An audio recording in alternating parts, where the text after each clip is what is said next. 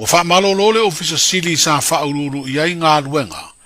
i le ofisa o le fono whaavai o le tu malo palota o ano a maalua,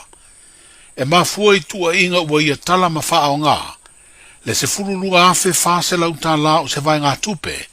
o le poloketi miliona tā la. O whalia le tūsia le teitei fono o le komiti o le fono whaavai a lea i tu malo, na tu ina atu i le ofisa sili o ntanga luenga o tina mtama itai, a tina e o fiu anga maanga viso o tai o lo vaia le poloketi. O le masina o meo le tausanga neina mori mawina ai lea wha le tonu, i le wha atinonga o tiute le ofisa sili. E lua siaki sa talaina le ofisa sili, o le tasi o siaki e wha afe lua se lau, a o le isi e valu afe lua se lau ta la. O lea lava tusia lo wha ilo ai le teitei fono, le wha ilo atu e le wha urulungo le mtanga luenga o tinam tama itai se tusi,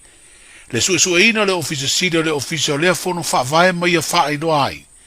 o tupena ia tala ma wha o ngā, sa wha tau wai whala au wha saina o le aisa. Na wha sala i fo i le ofisa sili o lato nuu, ona o lea ngā yoinga. O le ua wha ilo mai le ofisa sili o mtanga luenga, le fionga i alo au doni na vaa, o tu ina atu le mata upule nei mo ilo ilonga wha le tu la fono maisi la sanga, e tāna whenga iai. O le fono tanga le fono wha vae ano a maalua, na whai e le aso sfultasi o le masino i ulai, na whai ngā fono ina i loa le wha amuta aloa ia,